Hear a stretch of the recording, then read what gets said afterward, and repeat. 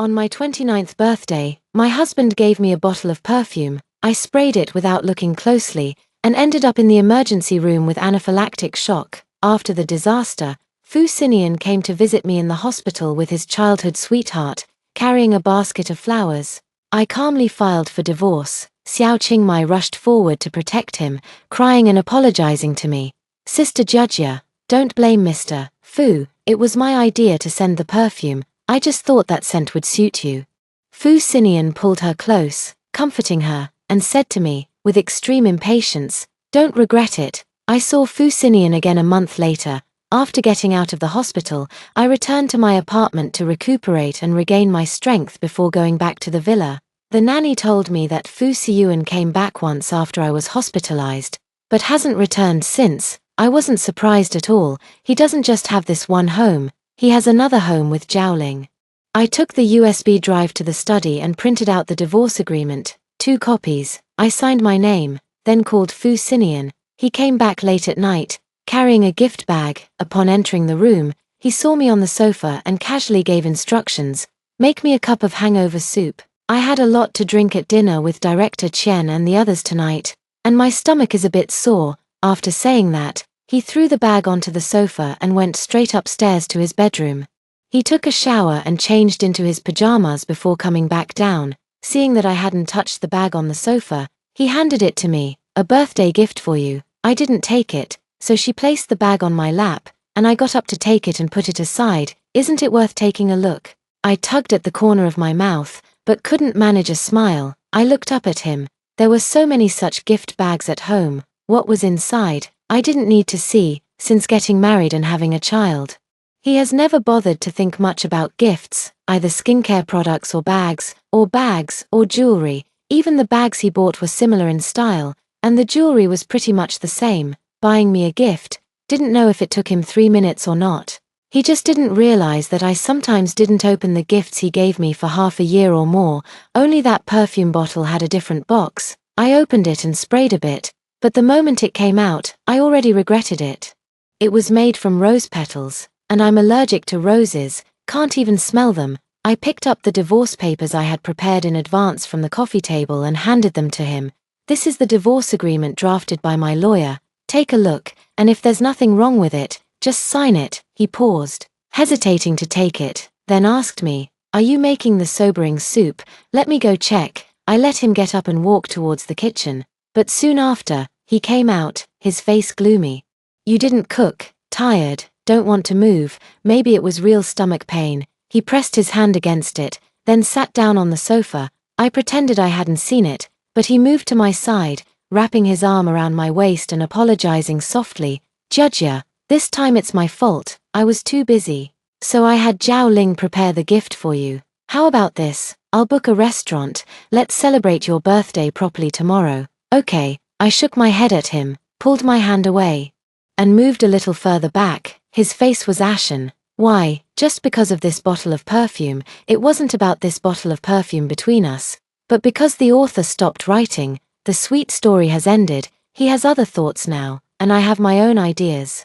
We are no longer 2 main characters simply for the sake of sweetness. The day after my marriage, I regained my memories. It turned out I was the female lead in a sweet romance novel, fair-skinned, beautiful, with long legs and a slender figure. I was the brilliant school valedictorian with a cold, elegant demeanor, except for one thing: I was allergic to roses, and Fu Xinyang was the male lead in the book, cold and handsome, with stomach pains, and he doted on me in countless ways. We had a sweet, overwhelming love throughout our 4 years of university. After the graduation party, we rented a room, and Fu Xinyang lost control. We ended up having a baby. I had severe morning sickness, and Fu Xinyang was telling me not to go to work and to stay at home while he took care of the 2 of us. "Pregnancy is painful. Fu Xinyang, you better not make trouble with the baby in my belly, or I'll beat him up when he's born." It was not long after I awakened my memories that Zhao Ling returned from studying abroad, joined the Fu group and became Fu Xinyang's special assistant. It was only then that I learned that Zhao Ling's parents and Fu Xinyang's parents were old family friends. After Zhao Ling's parents passed away, the Fu family took her in. They were childhood sweethearts, growing up together, and Zhao Ling had always liked Fu Xinyang, and it was at this moment that I came to know Zhao Ling. This character does not appear in the sweet story, she appears after the sweet story ends. But I can't blame Zhao Ling, because she had already expressed her affection for Fu Xinian long before. Fu Xinian knew of her feelings and still kept her by his side. His thoughts on the matter remain unknown. During my pregnancy, they traveled together, drank together, and attended high school reunions together. At first, whenever I got jealous, Fu Xinian would just smile and make jokes about it. Eventually, I stopped bringing it up. And Zhao Ling silently remained between us ever since. Now he's asking me for a divorce. Could it be because of this bottle of perfume? I suddenly felt a pang of sadness. This bottle of perfume is just the last straw that broke the camel's back. Fu Xinian, I've wanted to divorce for a long time. Fu Xinian furrowed his brow, his gaze toward me cold and distant. Shu Jujia, have you fallen for someone else? I won't allow it. I was just about to call him crazy when he lunged at me and pinned me down on the sofa. Fu Xinian, no. I struggled to push him away, but his entire body was pressing down on me, making it impossible to move. Seeing his hand slip beneath me, I raised my hand and slapped him hard. That slap stopped him mid-action. He stared at me with bloodshot eyes, his expression now crueler. Shu Jujia, don't forget you're still my wife. Am I not even allowed to touch you now? I thought of the abortion surgery and my whole body trembled. I feel sick. He met my eyes, and I didn't back down at all. He finally got off me and sat heavily on the carpet, chuckling self-deprecatingly. No wonder you wanted a divorce. Now I see why. Who is it? I didn't say anything. Fu Xinian grabbed the coat from the sofa, threw it over his shoulder, and walked toward the door. Shu Jujia, if you want to divorce, you're dreaming. You'd better hide yourself well. If I find out who it is, I'll kill him. I watched his figure as he was about to leave. A sharp pain pierced my chest. I called out to him, Fu Xinian. He stopped walking, but didn't turn back. I asked him, do you love me? He remained silent, and I continued, if you love me, would you keep Zhao Ling, who has loved you for many years, by your side? If you love me, would you let the old lady take your son away from me and send him abroad? Fu Xinian, from the day you agreed to let the old lady take the child away, I began to doubt your so-called love. Fu Xinian finally slowly turned to look at me, his eyes filled with confusion. Didn't we let Mom take the boy because we wanted a quiet life together? You wanted that, not me. The child I carried for 10 months, I won't send him far away just because of a so-called couple's world. I'm not that kind of person. He shook his head slightly. Didn't we agree to have a second child? I suddenly laughed. A bow is gone. I had an allergic shock from perfume, and the baby miscarried. Fu Xinian's expression couldn't be described as merely unpleasant. Last time I went to the hospital, why didn't you tell me? He questioned me. I was going to tell you on your birthday night, but you didn't come, so I had Zhao Ling bring the perfume. Fu Xinian, what good is it for the hospital to tell you? He was silent for a long time, then said quietly, we'll have children again, no more. Fu Xinian, let's divorce. I won't divorce you, otherwise, I don't know what I might do next. I walked towards him holding the divorce papers. Sign it. After taking it, he asked me, and you, Shu Jujia, do you still love me? I let go. Was it this time, or a long time ago? I didn't say anything. He said, it was a long time ago. You stopped clinging to me. You stopped asking me to stay safe when I traveled. You stopped telling me to drink less when I drank. When I didn't come back, the longest time was when I went on a business trip to Moscow. I waited for 10 days. But you didn't send me a single message. Just like tonight, when I have a stomach ache, you could completely ignore it. Shu Jujia, you were the one who stopped loving me first. I don't cling to you because Zhao Ling is always by your side, leaving no space for me. I no longer ask about your business trips because Zhao Ling sends you both pictures together. I don't tell you to drink less because you're drinking for Zhao Ling, when you went to Moscow on a business trip. I didn't send you a message for 10 days, because you and Zhao Ling were dancing passionately in a bar. I was afraid I might disturb you. As for tonight, I truly don't love you anymore. Fu Xinian, I've given Zhao Lingting a place. I wish you both well. Fu Xinian gripped the divorce papers tightly, his eyes bloodshot as he watched me tear them into pieces. Then he stormed out of the door.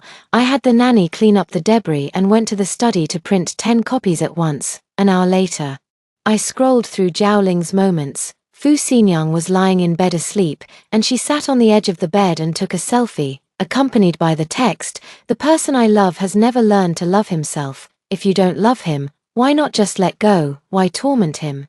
I held the 10 divorce agreements and drove toward Zhao Ling's home. I knocked on Zhao Ling's door. "Judge, sister, why are you here?" As Zhao Ling's voice faded, the chatter in the living room suddenly stopped. I looked into the living room and saw my son sitting on the sofa playing with toys, while Fu Xinyan's mother sat right beside him. For a moment, my blood surged. I looked at my son and asked, Chen, when did you and Grandma come back?" He looked at me like a stranger, saying nothing. I suppressed all my impulses, walked to his side, and reached out to hug him, but he fled in fear toward Zhao Ling, calling out, "Mom, who is this lady?" I glanced at the old lady, who looked utterly unimpressed. Then turned to Zhao Ling. She seemed somewhat uneasy but still lifted the child, repeatedly saying, "It's okay, it's okay." In that instant, my heart ached as if bleeding. I stopped worrying about the child and asked Zhao Ling, "Where is Fu Xining, mister?" "Fu is asleep. I saw your WeChat moments. I know he's asleep."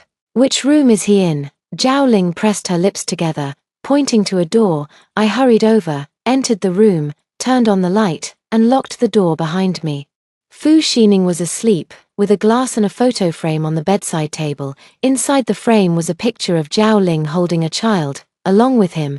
The truth is, they're a family of 3. I looked at the unused pillow beside me and really wanted to suffocate the person in front of me. But even that wouldn't be enough to relieve the hatred in my heart.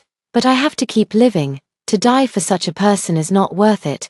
I raised my hand and slapped him repeatedly, for slaps. Before Fu Xinian finally woke up, he stared at me in shock and asked, "Shu Jujia, are you out of your mind?" I scratched his face again and saw scratches on his pale skin, slowly oozing droplets of blood. "Fu Xinyan, you ask me what's wrong with me." I snatched the photo album and hurled it to the corner of the cabinet. The acrylic shattered, and I yanked out the photos, tearing them into pieces. Suddenly, I heard Fu Chunchen's call coming from outside. Dad, open the door." Fu Xinian seemed to slowly come back to his senses, sitting up straight. "Judgia, I can explain this. Mom just came back yesterday. I was planning to tell you about it at the family gathering tomorrow evening." As I listened to his words, my eyes instantly stung uncontrollably, and tears fell like beads. Why did Chen call Zhao Ling Mom? He's the child I carried for 10 months. Why should he call someone else Mom? "Fu Xining, is this how much you love me?" Fu Xining clenched his teeth and looked up at me. "About this matter, come back to the old house tomorrow evening. I'll give you an explanation." "I'm waiting for your explanation." I stepped out of the house, and Fu Chen stood at the door. The child was afraid of Fu Xining and looked at me warily. I was so unwilling, yet so filled with hatred. I wiped the tears from my face and slowly crouched down in front of the child, forcing myself to smile. Chen, I'm your mom. You grew in my belly. And the doctors took you out of my belly. I still have a mark on my stomach." The child looked at me in confusion, and I softly said, "If you don't believe me, ask Dad, am I really your mom?" The child called out to Fu Xinian in a soft voice, but before Fu Xinian could speak, the old lady sharply warned, "Fu Xinian, don't forget what you promised me." Fu Xinian ultimately remained silent. The old lady then coaxed the child, "Come to Grandma." The child had been raised by the old lady for years. Naturally feeling the closest to her, hearing her words, the child immediately walked toward her. I softly smiled, disinterested, and got up, meeting Zhao Ling's gaze. "You don't need to be in such a hurry. I was just discussing divorce with Fu Xinyang. I already signed the papers, but he tore them all to pieces. Look, here I am again, bringing 10 more copies. If I hadn't seen the old lady and my son here, I was actually planning to ask for your help with the divorce. Too bad, I'd rather see your notorious reputation now." After saying that, I stuffed the document back into my bag and left Zhao Ling's house. I called my best friend who is abroad in M. "It's pretty late here. Why haven't you gone to sleep yet, Anian? I need your help with something." "What's up?" I told her that I had called my son Zhao Ling's mom, and she got so angry that she started yelling, "Help me find a detective to investigate her study abroad experience in country M. See if anything unusual happened. I'll handle it.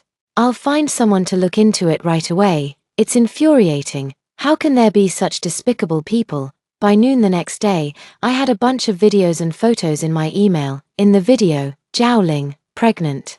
attends a multiplayer gathering. Afterward, she miscarries and suffers severe bleeding, resulting in the removal of her uterus. She could never bear children in this life. I printed out the photo and put it in my bag along with the divorce papers. After thinking about it, I also stuffed a hammer into the bag. With everything ready, Fu Sixian came to pick me up at the old house. The cut on his face covered with a band-aid. We sat in silence, facing each other. The atmosphere in the old house was.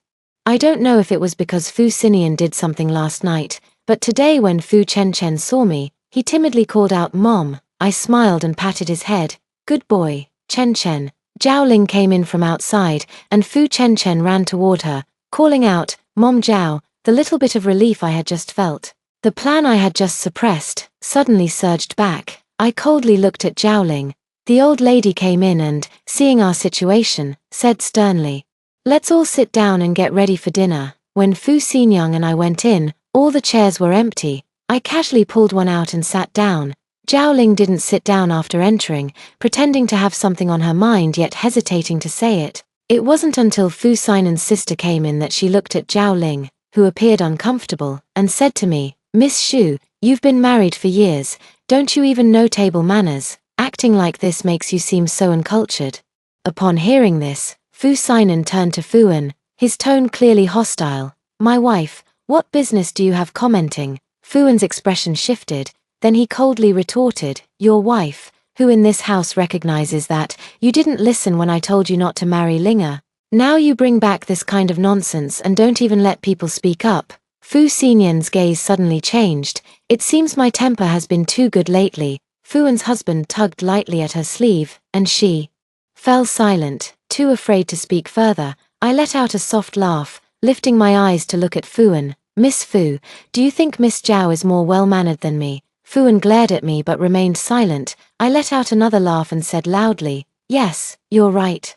Someone from such a humble background like me wouldn't dare to attend a group gathering while pregnant. Right, Zhao Ling. After those words, apart from the Fuan couple, the old lady, Zhao Ling, and Fu Xingyang all changed expression drastically. Xu Jiajia, what nonsense are you talking about? The old lady's stern rebuke. I actually called Mrs. Liu in. Please have Mrs. Liu take Chen to the living room to play for a while. Mrs. Liu looked at Fu Xinian, and after seeing him nod, she took the child away. I closed the door, grabbed a handful of photos from my bag, and slammed them onto the table.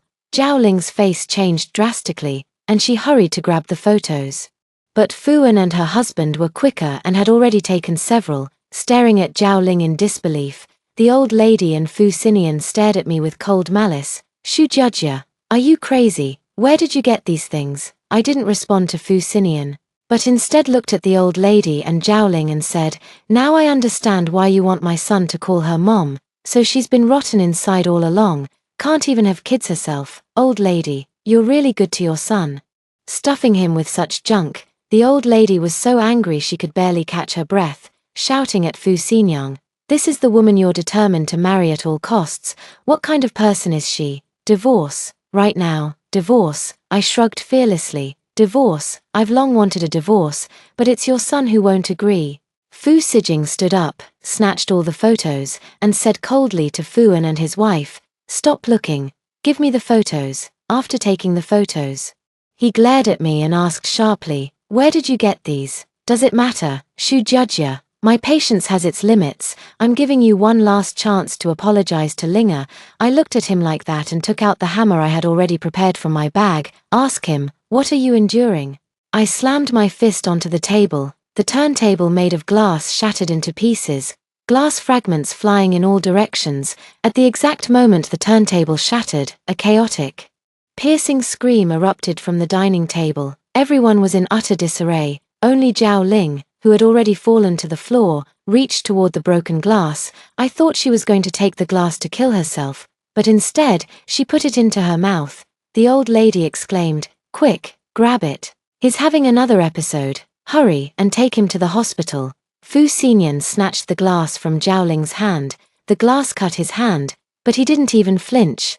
He carried Zhao Ling and rushed out the door, with the old lady following closely behind. Inside the room, only Fuan, his wife, and I were left.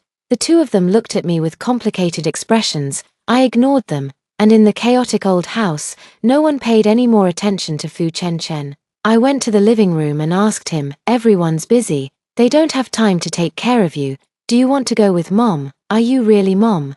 Fu An entered the living room and frowned upon hearing those words. "Fu Chen, what are you saying? If she's not your mother, who is? What about Mama Zhao?" Fu An's mind was filled with those photos, and a look of disgust flashed across his eyes. "That's just an aunt, there's only one mother.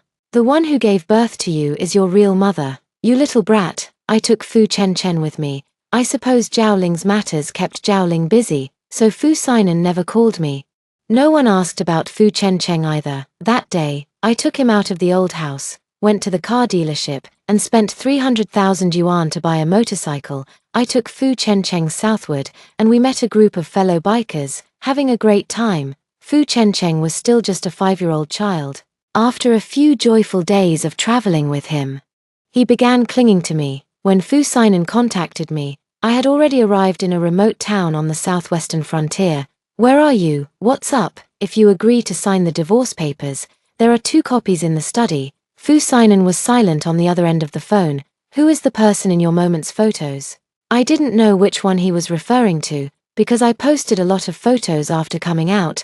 "The one standing behind you." I opened Moments and took a closer look, discovering that among a bunch of photos, there was a teenager standing behind me, tilting his head and smiling brightly. In the photo, only the 2 of us were visible, while I had red, voluminous waves, bold red lips, wearing a rider's outfit, laughing openly and seductively. "Isn't it true? This photo is quite pleasant to look at. You want to divorce me because of him, right? You're even willing to use Zhao Ling as a stepping stone." Hearing that, I laughed angrily. "Fu Xinian, to this day, you still don't understand why I target Zhao Ling. How many times has she provoked me before, and what have I done to her? To say this time, it's all because of you and your mother, who allowed you to treat me so disrespectfully, who allowed you to let my son call her Mom. Does she even deserve it? What's the point of telling you all this now? If you care about her so much, just sign the papers and we'll get divorced. Go find your happiness, and I'll live my own life." Shu Jiajia. "I will not agree to the divorce." "Then calm down and think about it carefully yourself." For a long time after that, Fu Xinian didn't contact me. He contacted me again a month and a half later. He called me, "Come back and divorce me." I mailed my motorcycle and came back by plane with Fu Chen. Fu Xinian was waiting for me at home. On the coffee table lay the divorce agreement. "Shu Jiajia, I can't give you custody of our son." I looked at him, my gaze firm. "If you had signed the agreement that day, I might have given you custody of our son, but not now. I can't possibly let my son have such a stepmother." Fu Xingyang didn't back down, threatening me. "Even if we take it to court, you might not get custody." I smiled. "Will you cut ties with Zhao Ling?" Fu Xingyang remained silent. "How do you know I definitely won't get custody in court?" I smiled with certainty. Fu Xingyang had guessed it. There was something else in my hand. "When did you become so what? Calculating, or vicious?" "Fu Xingyang, it's you who forced me to be this way. Choose between Zhao Ling or Chen." Fu Xingyang took a deep breath, and he chose Zhao Ling. I couldn't describe what I felt in my heart, some pain, yet also a sense of relief. Chen has to go abroad for school. I must respect my child's wishes. If he prefers the learning environment in China, I'll follow his choice. If he wants to go abroad, I can go with him too, why not?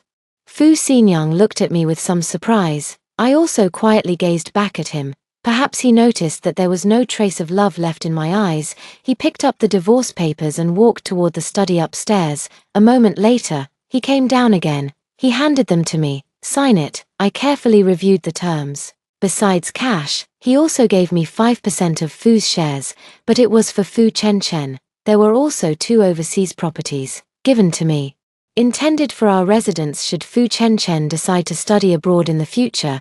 2 pieces of domestic real estate were given. I had no objections and quickly signed. Fu Xinian's expression was somewhat dark. "I can see you're eager to leave. During these 9 years, wasn't there even a single moment you felt any attachment? Are you not at all sad?" I calmly looked at him. "In countless nights you never knew, I have suffered in agony. Fu Xinian, I just endured it." I suddenly felt curious and asked in return, "Are you sad?" He stared at me intently, his eyes holding a deep, intense emotion I couldn't comprehend. But in the end, I remained silent. I took a copy of the divorce agreement, but since it was the weekend, we couldn't go to the Civil Affairs Bureau to get the divorce certificate, so I told Fu Xinyang, Monday morning at 9 o'clock, I'll be waiting for you at the Civil Affairs Bureau. Fu Xinyan still didn't speak. He raised the glass of wine in front of him and drained it in one gulp. I took it as him agreeing. Then I left. On Monday, I got up early, went to the Civil Affairs Bureau, and called Fu Xinyan, but no one answered. I waited until the staff had finished work, but Fu Xinyan still didn't come. I went to the house, but Fu Xinyan wasn't there. Then I went to the Fu group, and the secretary's assistant said Fu Xinyan hadn't been to the company recently, after waiting for more than half a month. Fu Xinyan still hadn't contacted me, and I couldn't reach him either. I contacted Fuan and asked her to have afternoon tea. I thought she wouldn't agree, but to my surprise, Miss Fu readily agreed. After Fuan sat down, I handed her the menu. I don't know what you'd like to drink. I didn't order anything. She took the menu and ordered a iced Americano. I thought you wouldn't come. I thought so too. After years of marriage, my relationship with this sister-in-law has been strained. We can say we have no personal connection at all. I didn't bother with pleasantries and got straight to the point. Do you know where Fu Xinyan is? I can't reach him. We signed the divorce papers and agreed to go get the divorce certificate. But he won't answer my calls or reply to my messages. Fuan looked at me, frowning slightly. You really don't have the slightest attachment or regret for this marriage of yours, but Fu Xinyan doesn't think so. When he married you, his family didn't agree, but he insisted on marrying you. He once rushed to you without hesitation, and now he certainly won't easily divorce you. He loves you so much. I found it somewhat ironic. I took out my phone, opened Zhao Ling's moments, and handed it to Fuan. There were countless photos of her with Fu Xiyuan, filled with fragments of everyday life. After reading it, Fuan furrowed his brow and opened Zhao Ling's moments on his own phone, but he couldn't see any of those posts. I said, I know, this is only open to me. This is her challenge to me. Actually, I don't mind her provocations, but over time, after seeing too much, I suddenly felt as if Fu Xinyan and she were the real couple. They travel together, go on trips together, drink together, and dance passionately together.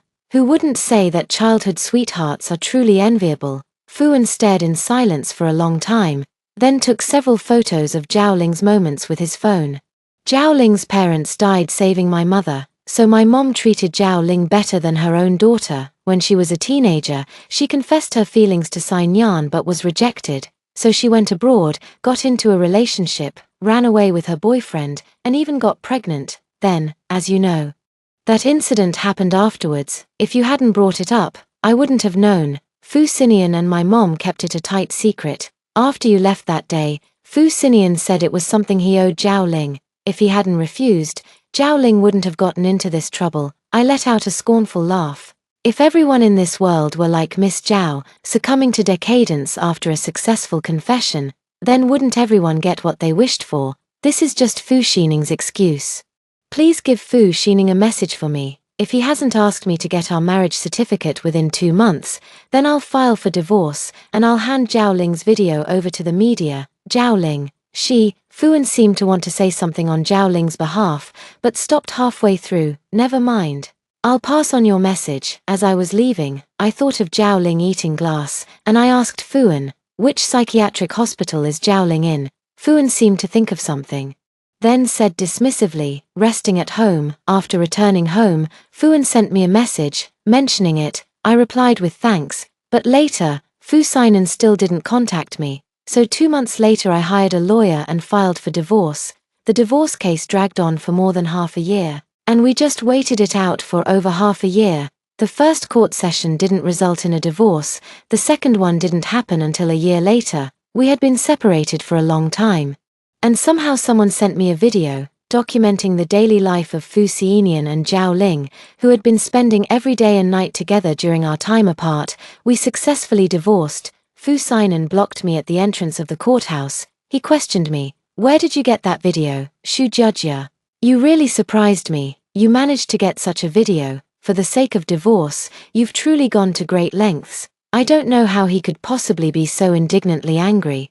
What is he angry about? Isn't he happy living with Zhao Ling? But watching them in the video, pruning flowers together, mowing the lawn, walking the dog, it looked so harmonious. Fu Sinan, I see from the video that you two get along well. This is the 21st century.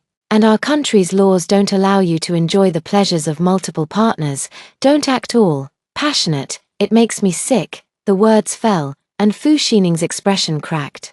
I didn't look at him anymore and walked away on my own. With the divorce certificate in hand, I took Fu Chen and continued our trip. After so many years of marriage, I had never felt this light-hearted before. For the rest of my life, the seas are wide and the sky is open. Fu Xinian extra, we got divorced. I was so reluctant to let her go, but she left so effortlessly. That figure deeply pierced my heart. She pressed forward step by step, forcing me to sign the divorce papers.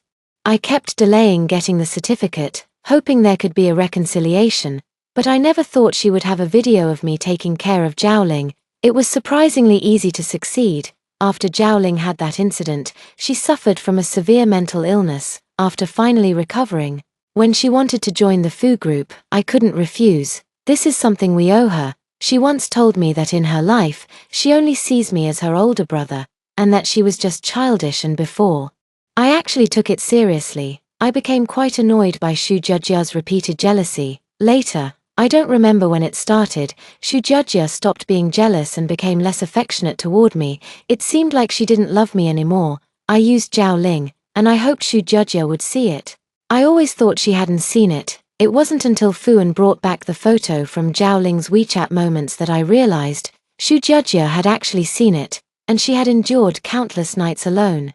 In those countless nights, she slowly peeled me off her heart, bit by bit. By now, she truly no longer loves me. I suddenly panicked. After Fuan sent a message, I didn't even have the courage to see her. By the time the divorce case went to trial, I saw her. She cut her hair short, no longer the long hair I used to like, and dyed it purple. The lawyer said the hair color looked good, and she happily replied, "Really, my son likes this color, I dyed it with him." There was no trace of worry on her face, her eyes were filled with joy. It turned out that she left me with such happiness. After I got home, I investigated the video she had received. I found the courier at the time, and based on the courier's description, I suspected it was Zhaoling. When I showed him the photo, he said it was indeed her. For a moment, I began to doubt whether Zhaoling's mental illness was real. I flew to the U.S. and found the doctor who had treated Zhaoling before. Under threats and inducements, the man admitted he had been bribed. He said Zhaoling only had a mild case of bipolar disorder, which was cured shortly after, and the person who bribed him was the old woman. After returning to China, I quietly kicked the old lady out of the board of directors. The Fu group is now entirely under my control, since she loves Zhaoling so much. Let Zhaoling live with her from now on. Zhaoling cried, begging me to forgive her, saying she was just hopelessly in love with me. How ironic. I made a video call to my son. His purple hair looked somewhat ghostly, yet it made me envious. "Where's your mom?" I asked him. He grinned and flipped the video around. "She's dating a handsome guy." The in the video was the same person from the photo earlier. He was braiding flowers into Xu Zhejia's hair. It was so dazzling. I ended the video call. My stomach hurt a bit. I got up and drove myself to the hospital. The doctor told me I had advanced stomach cancer. I hired a lawyer, organized all my assets, and made a will. Everything goes to Xu Zhejia and Fu Chen. On May 9, 2024, I died. Xu Zhejia brought Chen back to attend my funeral. Only after my death did I realize that I was the male lead in a sweet romance novel. The author said I was supposed to be born for Xu Zhejia. If I betrayed Xu Zhejia, I would die. This is my fate. I accept this punishment, just a little reluctant, a little regretful. Because I still love her. No one knows. Next, watch the next story. My boyfriend Shinjichio has facial blindness. I always get people confused, especially me. After he once again mistook someone for me and brought them to bed, I silently handed him a condom and leaned against the door, waiting for them to finish. He was puzzled by my unusual behavior and instinctively tried to explain to me. I drank too much and saw things wrong. I remained unmoved, only touching the fresh marriage certificate in my pocket. His mistake was unintentional and could be forgiven, because I also unintentionally suffered from face blindness once. Married someone else. It got dark. The cold fan in winter was slapping against my face. I leaned in the empty hallway, listening to the vulgar noises from inside the room. Silently counting the seconds, a few minutes after the creaking sound stopped, I pushed open the door. Shinjicho, how many times this month? The man, fully dressed, draped his coat over the girl and skillfully took out a towel, poured a few pills, and handed them to the girl beside him. Wasn't I just having a face blindness episode, mistaking someone? My girlfriend is so captivating. I couldn't help myself. So I found another woman and brought her into my marital home. I had no words. Looking at the girl on the bed, she looked innocent and inexperienced, probably a college student. Seeing my serious expression, she curled up, hugging herself into the sheets. I sighed and walked toward the door. 10 minutes. Get dressed, take out the trash, and leave the room. I glanced vaguely at the condom on the floor, my meaning clear. Shinjicho casually agreed, then turned to escort the woman out. Leaving me alone in place, covered by the extinguished lantern, the room was filled with the scent of musk, and the trash on the floor hadn't been cleaned up. I frowned. Using someone else's concubine chamber as a wedding room is very inauspicious. Thinking this, I gathered my clothes and documents.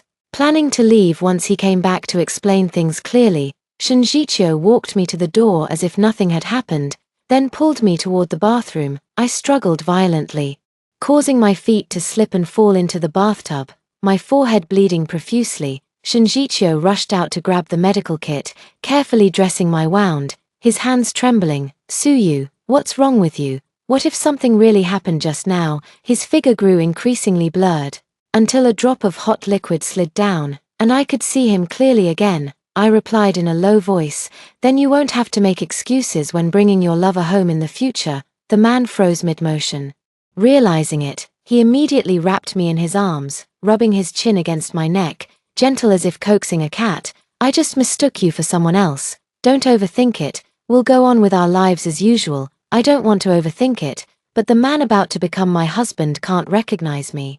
And he keeps bringing another woman home every few days. It's deeply unsettling. I'm a human being, not a saint. I don't want a relationship like this anymore. Seeing me in a daze. He moved as if to kiss me, but I bit him hard. The metallic taste of rust spread through my mouth. The man, in pain, loosened his grip, his handsome face showing a hint of surprise, a small cut at the corner of his mouth oozing blood. I ignored his expression, turning my head and saying, Shinjicho, let's break up. Chapter 2. The man paused for a moment, then instinctively launched into a slander. Suyu, stop joking around. You're sponsored by my parents. If you break up with me, do you really think anyone else would want you? Midnight, my best friend, also a scholarship recipient from the Shin family, somehow found out I was planning to break up with Shinjicho and sent me message after message of advice. Didn't Xiaoqiu just mistake someone else for you? What are you so bitter about? You've known each other for over 20 years, and you were just one step away from getting married. Can't you just forgive him? Besides, even if Xiaoqiu was pretending and actually cheated, it's your fault. There's a saying online, why does the later comer succeed? Isn't it because you didn't fight for it? Well, you and Xiaoqiu should be happy. After a while, get married and have a child, and everything will go smoothly. I'm only giving you this advice as a close friend, otherwise, who'd really care about you? I turned off my phone, which kept vibrating, and stared blankly out the window at the withered tree stump.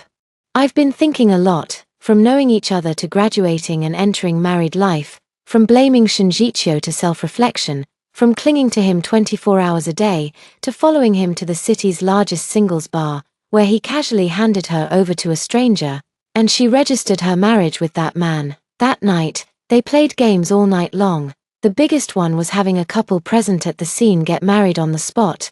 I, in the corner, happened to be pointed at by him. He didn't recognize me. I stayed still as Shinjicho pulled out a black card and pointed it toward a man alone in the darkness, pouring himself a drink. Get a certificate, and these will be yours, 20 million for a marriage certificate, even if split equally with the other party. It would be enough to repay the principal and interest of the sponsorship provided by the adoptive parents over the years.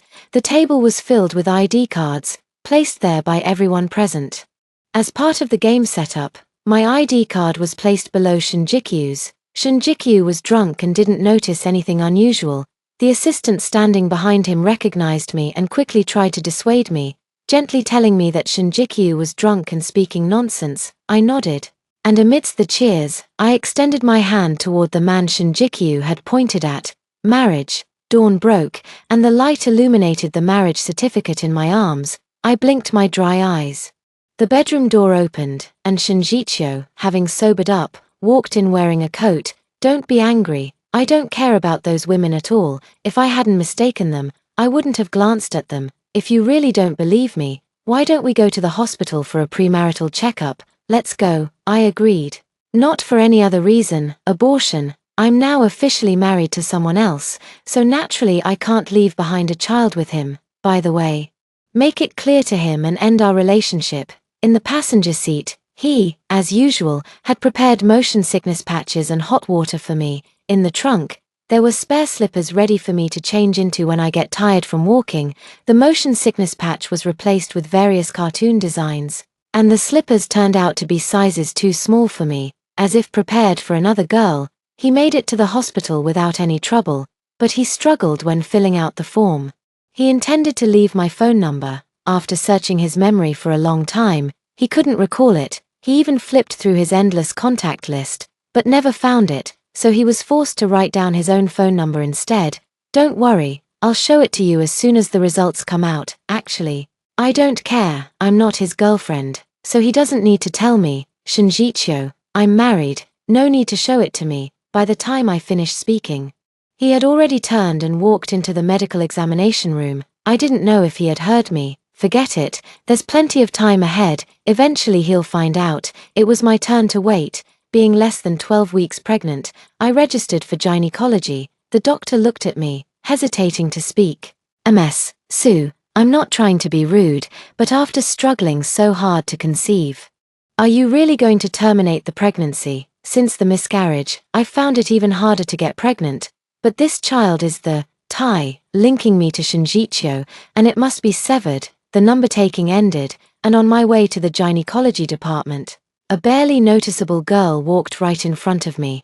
Sister, do you have a sanitary napkin? She covered her back with both hands, where a small amount of blood was leaking out. Her period had started. I was caught between women's sympathy and gave her a pack of new sanitary pads. As a result, I was targeted by a group of people. They grabbed my hair and slammed my head against the wall, hurling insults. Come see everyone. This old woman is jealous. She's going through menopause, so she's picking on a college girl. The girl who borrowed sanitary pads from me stood in the middle of the crowd, her eyes carrying a hint of defiance. I remembered. She was the female college student who had been in Shinjikyo's bed last night. Indeed, people cannot be judged by their appearance. Such a delicate-looking girl could fabricate rumors with such viciousness, a girl's most vulnerable time, and this old woman actually placed insect eggs on it. Look. She chose the gynecology department herself. Could she have some kind of dirty disease? I say, strip her clothes off and let's see what filthy disease she's got. They held up their phones and pressed the shutter countless times toward my face. A pair of fists cannot match 4 hands. I curled up on the ground, clutching my clothes tightly. Medical staff dared not intervene, fearing getting caught in the conflict. Just a second before my clothes were torn, a familiar figure pushed through the crowd. Chapter 3. In the midst of everyone surrounding me, he accurately pinpointed the female college student and led her away from the crowd.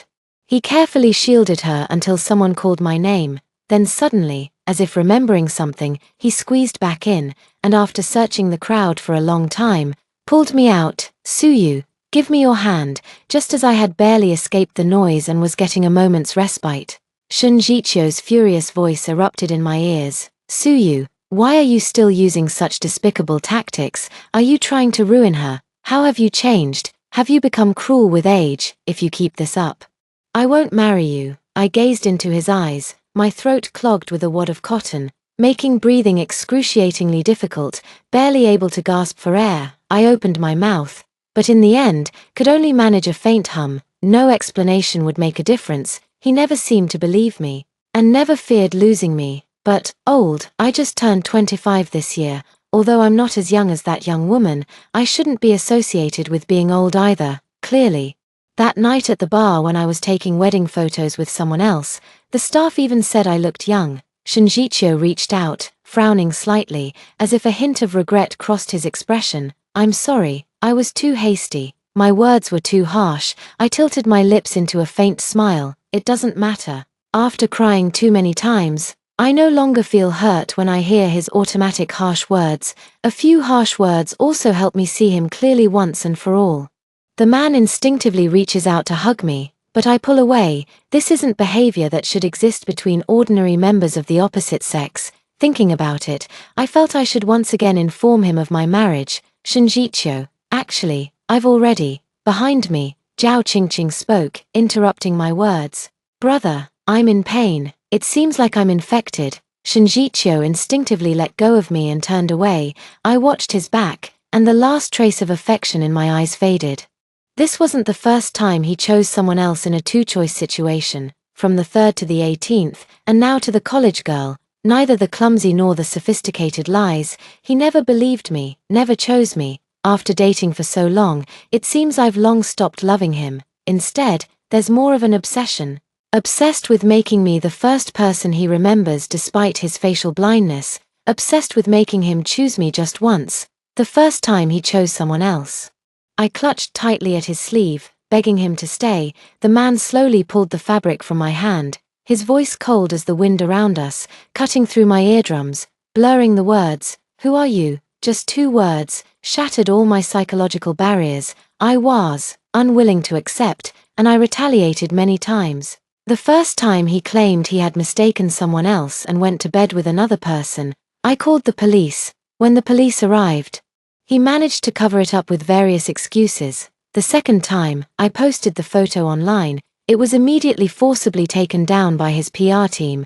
I used a method that hurt both sides, damaging the enemy while hurting myself, to gain my adoptive parents' guilt and compensation, and to get permission to marry. But when I take revenge on others, I myself will face retribution. First time, my down jacket, meant to keep me warm, was torn off by Shinjicho and draped over the mistress's shoulders.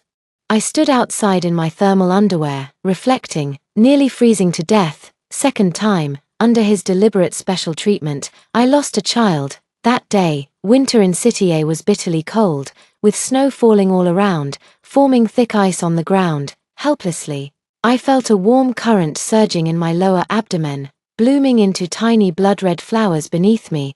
Closing my eyes, I stopped recalling, sighed at the gynecology clinic door. Men in the world aren't all dead. Why had I always clung to this crooked branch? But fortunately, I was finally free. Chapter 4. When it was my turn to be called, Shinjicho was rushing from one clinic room to another, holding Zhao Qingqing in his arms, afraid that something might happen to her. He hadn't shown me this expression for a long time. As he passed by me, Zhao Qingqing's foot kicked out, intentionally or unintentionally. Bending down, a footprint was indeed left on the white shirt. The man noticed and quickly apologized.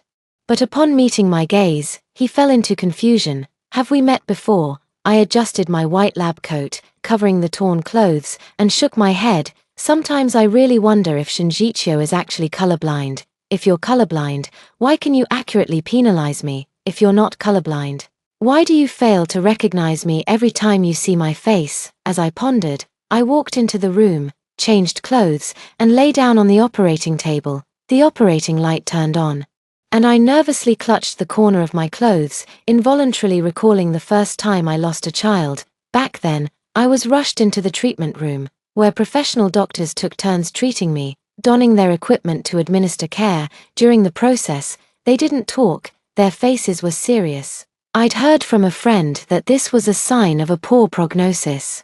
My uterine wall is thin, making it difficult to conceive. Shinjicho once traveled all over the world, spending a fortune to find various prescriptions for me to restore my health, and even stretched his schedule to the limit, barely able to breathe, just sleeping 4 hours a day to prepare the medicine for me. Did he treat me poorly? No, he didn't. While I was undergoing emergency treatment for a miscarriage, he was in the room next to mine building a relationship with someone else. The sound of heavy breathing echoed through the room, even making the attending physician's face turn red with anger.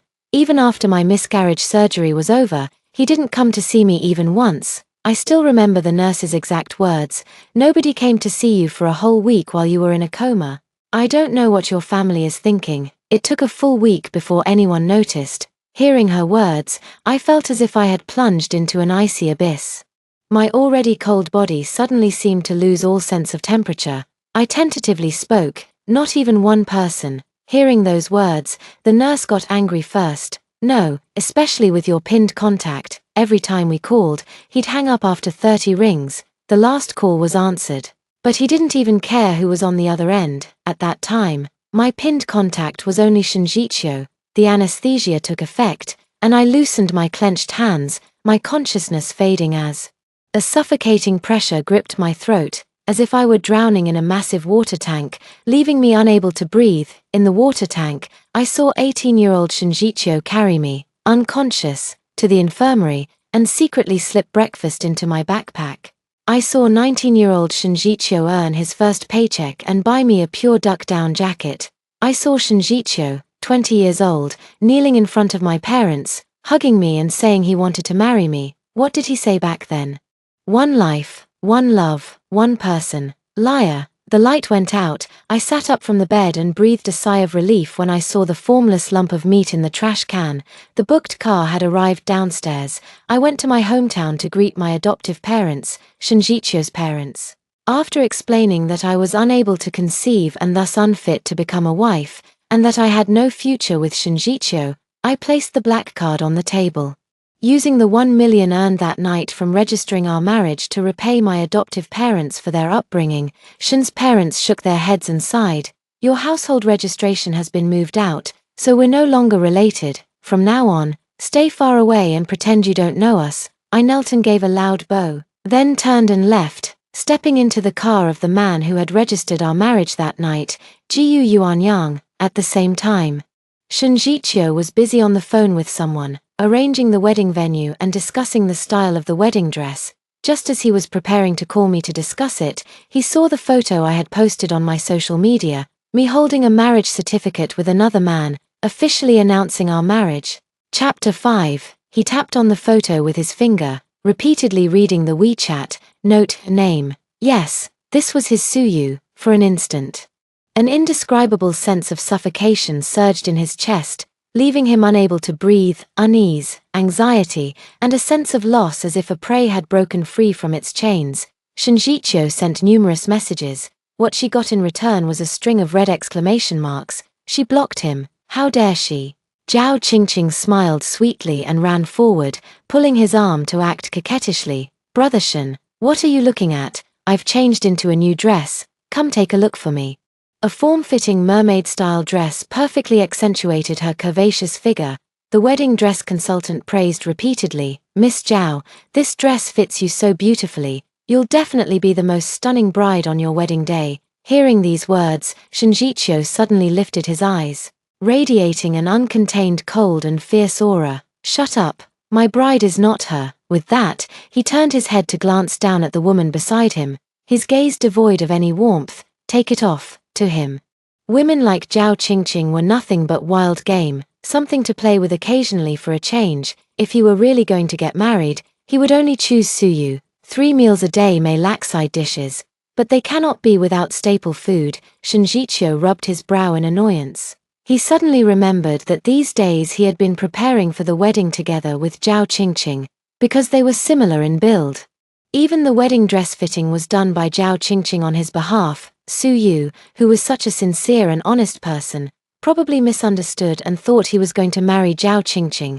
That's why she deliberately found someone to pretend to be the bride and posted it on her Moments, just to provoke him. He repeated this sentence in his mind, trying to suppress the discomfort in his heart, but as he turned to leave, a stumble gave away the panic in his heart. Getting up from the ground, Shinjicho slammed the accelerator and returned to their wedding apartment. But it had already changed completely, neat and clean. With a faint sense of emptiness, he rushed into the master bedroom, only to find that all of Suyu's belongings had vanished. How could this be? He wouldn't believe it. Suyu was a child adopted and sponsored by his parents. How could something with over 20 years of memories be wiped clean all at once? Indeed, Suyu didn't leave all at once, but gradually, little by little, and these accomplishments would not have been possible without Shinjicho's contribution. For the first time, the mistress stole the gift he had given to Suyu. He said nothing, merely staring coldly as Suyu clutched the corner of the gift, begging pitifully, crying softly and saying it was their past memory. He remembered clearly that he had bought her a new gift as compensation afterward, though they were all leftovers from other lovers' choices. Suyu is such an honest person, she won't be picky, she's like a woven bag, accepting everything, never rejecting anything. The assistant seemed to have guessed what he was thinking, sighed, and told him, Mr. Shun, Miss Su has already auctioned off the things you gave her. You even bid on the previous auction and threw them in the trash. Yeah, after he cheated, Suyu sold all the gifts he gave her. Later, he brought home more and more mistresses, who bullied her, moved her things, and threw them into the basement and the sewer. She started by making a huge scene, demanding an explanation, and he, annoyed, began bringing more women home. As a result, she truly fell silent, it was said, because she had a miscarriage. After that, she changed completely, more obedient, more like a dutiful wife who managed everything. Shinjicho was delighted, after all, with his wife fulfilling her duties. He could both get married and continue living a dissolute life. How could he accept the news that his faithful wife had run away? She's an orphan with no parents. Where can she go if she leaves here? He let out air, calmly dialing his parents' number. All he got was the news of her leaving. This time, she even moved her household registration. Chapter 6. He slammed his phone to the ground, the screen shattering in half. The assistant hesitated for a long time before finally stepping forward and speaking up. Mr. Shun, Miss Su is indeed married. You should sever your involvement with her. Go suck a pig's ass. Shinjicho lost his composure for the first time, unable to control his tone. He frowned in annoyance, closed his eyes, and resumed his carefree demeanor. She listens to me so much, how could she possibly marry someone else? Miss Su is indeed obedient, after all. The one Miss Su is marrying is the one you referred to. The air fell silent in an instant. Then came Shinjicho's suppressed breathing sounds. The assistant stared at his trembling back, then quietly opened the door and left. Miss Su's intended husband is the one you mentioned. Those words echoed in his ears. Something forgotten exploded in his mind. He remembered that night when he was drunk playing a game, and Zhao Qingqing took his hand and pointed toward a corner. He has never cared about other people's identities. Anyway, he paid, so money can decide someone else's life. But he didn't expect that this time it referred to his Suyu. Why didn't he recognize her? He tried hard to recall, but his head ached terribly. Only the memory of colorful, dim yellow lights remained, and Zhao Qingqing's gentle yet defiant face. He pushed open the door and hurried downstairs. He had to find her and tell her he hadn't meant to. He didn't know. Halfway down the stairs, he saw a familiar figure leaning on the sofa. He didn't know when she had returned, but she was already asleep now. Shinjicho smiled. Look, you still came back. He confidently stepped forward and wrapped his arms around the woman's body. The next second, her body trembled, and the smile froze on her face. Brother Shun, Zhao Qingqing pushed aside her thick bangs, her hazy pupils still heavy with sleep. In that moment, her appearance bore a faint resemblance to Suyu at 18, or rather, every lover of Shinjicho resembled Suyu in one or more ways, either innate or deliberate.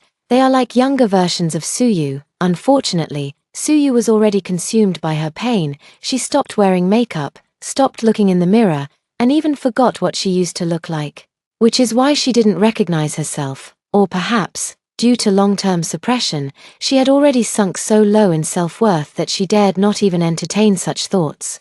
Zhao Qingqing buried her head into Shinjicho's chest. Before she could be playful, the man shoved her away. Who told you to come? Get out. The previous joy was suddenly extinguished. Shinjicho felt a bit out of control. How could he be reduced to this state because of a woman? He finally realized how significant Suyu was in his heart. The clock in the living room chimed, reminding him of his mission once again, to find Suyu. That intense desire surged within him. And he picked up the landline phone to call his assistant, giving instructions. The tone of his voice had changed slightly, carrying a hurriedness he wasn't even aware of. Find out where Suyu is right now. Beside him, Zhao Qingqing, feeling ignored, clenched her teeth, yet forced a gentle smile as she stepped forward to comfort him. Brother Shun, Sister Su is just angry that you chose me. That marriage was just a moment of anger. She might already be waiting for a divorce as soon as she gets the certificate. After all, if she really wanted to leave, she could have done so years ago. No need to wait until now. This time, she's making such a big deal just to get more compensation from you. Well, I think our wedding should go ahead as planned.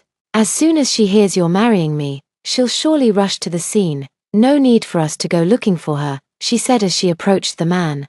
Acting sweet and obedient like a pet, Shinjicho thought for a moment and nodded in agreement. He was gambling that Suyu wouldn't abandon him, someone she had known for decades, for a stranger. The good news was that Suyu had appeared. The bad news was, he had bet on the wrong side. Chapter 7.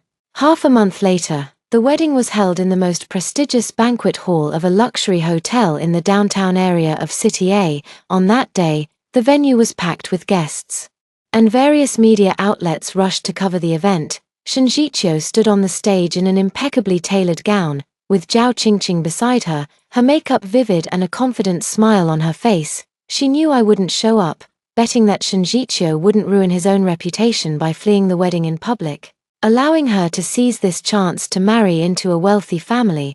The man stared at the watch in his hand, listening to the host report the progress. Growing more anxious with each passing moment, Zhao Qingqing linked her arm through his, leaning close to whisper in his ear, "Brother Shin, you need to have confidence in yourself." Shinjicho stopped the foot he was about to move. It was this hesitation that brought them into the ring exchange phase, under everyone's gaze. He picked up the ring but hesitated to make the next move. "Brother Shin, don't worry, sister is still pretending now, pretending she doesn't care. Once our wedding is over, she'll jump out immediately." Shinjicho said nothing. He remembered when he was 20, his parents sent him to a grassroots position for training and didn't give him a penny. That was when Suyu stayed with him in the basement.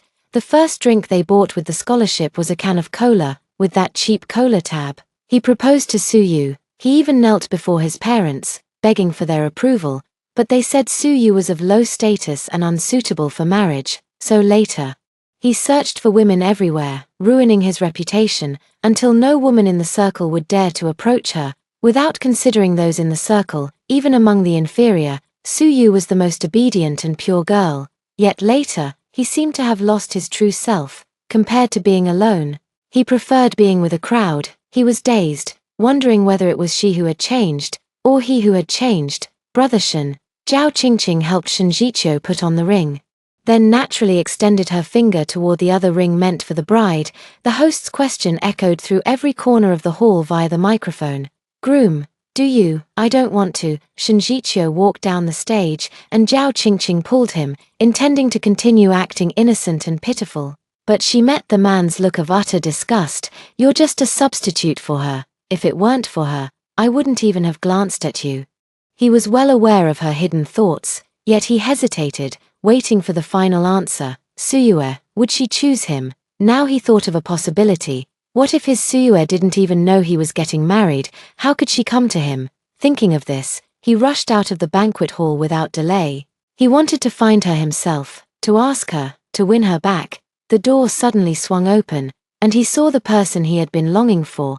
I wore expensive jewelry, a meticulously done makeup, and a pink tulle gown. Following behind the staff, Suyu. Before Shinjicho could stop me, the staff member continued speaking. "Miss Su, your venue is next door. You can go in now. The wedding starts in 10 minutes. Chapter 8. I nodded and turned to enter. Suyu, hearing his voice, I didn't turn around.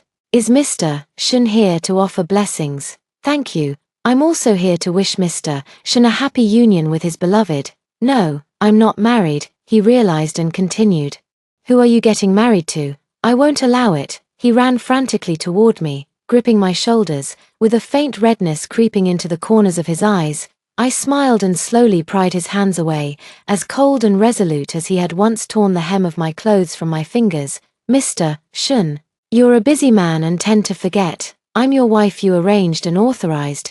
These words struck like a bomb, once again exposing the truth he had deliberately forgotten and locked away. "Suyue, listen to me explain. That night, I didn't do it on purpose. I didn't mean to let you register your marriage with someone else. If I had known, I would never have let go, never have let you marry someone else." The pocket watch in my hand reminded me it was time to enter. I passed by him, my tone calm and detached. Then, thank you for letting go. The door opened, and I saw Jiyu Yuanyuan standing in the center of the stage, smiling warmly and gentlemanly, extending his hand toward me. I smiled back and walked beside him. Jiyu Yuanyuan, the white-collar prince of the capital, although I didn't know why he was willing to accompany me to register our marriage and put on a show, but who doesn't like marrying money? Zhao Qingqing stole Shinjiqiu from me, so I'll just find someone better. Jiyu Yuanju protected me and performed a series of rituals with me, and at the last one, the audience started booing for a kiss. He leaned close to my ear, letting out a soft laugh. A life-saving grace, repaid with my body, the favor my sister owed, I shall repay. His words left me momentarily lost in thought. I did save someone once. Because of the Shun family's wealth and influence, I was kidnapped multiple times to help Shinjiqiu escape. On one occasion, I accidentally saved a woman around my age. She said her name was Jiyu Xiaotian. She had a dignified appearance, and I initially thought she was just a pitiful celebrity who had been kidnapped. I never expected she was Jiyu Yuanyuan's sister. Can one repay a favor by betting one's entire life? I don't believe it, but I don't care. As long as my life is going well, he can pretend however he wants. I just never thought he wasn't just talking. He really risked his life to protect me. Outside the hall, Shinjiqiu still stood there, seemingly unwilling to miss any moment. Zhao Qingqing, left behind, couldn't get him to move, so she tried to destroy me. Suyu, you're already married to someone else, so why are you still tempting my brother? She held a knife. Her expression. The reporters below felt a major news story unfolding and hurried to take photos. Zhao Qingqing, don't act crazy here. Shinjiqiu tried to snatch the knife from her hand, but his body had been drained by alcohol and indulgence, and for a moment he couldn't manage it. If you hadn't seduced my brother, he wouldn't have frozen my bank card. It's all because of you. You cheap woman, seducing him. She didn't care about her image at all, babbling nonsense. The reporters stormed forward in anger, already thinking up the headlines to mock me. Women in the circle, disgusted by the mistress's behavior, pointed out that Zhao Qingqing was actually the third party, and threw leftover food and bones toward the stage. The scene was in complete chaos. Shinjiqiu was still preparing to come to me for an explanation. Zhao Qingqing somehow broke through the crowd and emerged, raising her knife to stab at me. I relied on my experience to dodge it, but the next second, gunshots rang out, warm blood exploded across my face. Chapter 9. Are you okay? Jiyu Yuanju held me, his face pale, his deep features twisted into a knot. I remembered, recalling the teenage boy I tutored part-time when I was 18, who was afraid of pain, hardship, and darkness. His face contorts into a frown as soon as he faces difficulties. I taught him for 3 years, and then he went abroad to study. Zhao Qingqing was suppressed by Shinjiqiu, her pistol taken away, yet she still refused to give in. Suyue, die. I've imitated you so perfectly. If you die, I can take your place. She was taken away. He was the one who brought her. Shinjiqiu, aware of his guilt, stood a distance away, quietly instructing the bodyguards to clean up the scene. Not daring to step forward, Jiyu Yuanyuan leaned against me, gasping for breath. Teacher, am I going to die? I'm so scared. I trembled as I bandaged his wound and mouthed firmly, no. I was just about to go out and call a taxi when suddenly a car shot up. The physiological fear made me momentarily forget to react, standing motionless in place. Suddenly, a force pushed me away. Shinjiqiu was violently crashing onto the asphalt ground, spitting out a pool of blood. Brother Shin, I didn't mean to. I was trying to hit her. Brother Shin, wake up. You can't die. We can't afford to pay for it. Don't die. Zhao Qingqing immediately jumped out of the car, rushing to check Shinjiqiu on the ground, her phone smeared with blood, unable to dial the emergency number. Shinjiqiu turned his head toward me, extending the ring tightly clenched in his hand. Custom made, for you. The next second, a large truck came speeding forward, trapped in a blind spot at the curve. Both of them were instantly crushed. The ring was also twisted out of shape as a result. The gunshot missed the vital spot, and Jiyu Yuanju recovered well. We held our wedding again. This time, no one interrupted. As for Shinjiqiu and Zhao Qingqing, one became a vegetative state, one is paraplegic. Shinjiu was furious and pressured Zhao Qingqing for revenge. only to discover that her family was destitute and her father was waiting for money for a ventilator.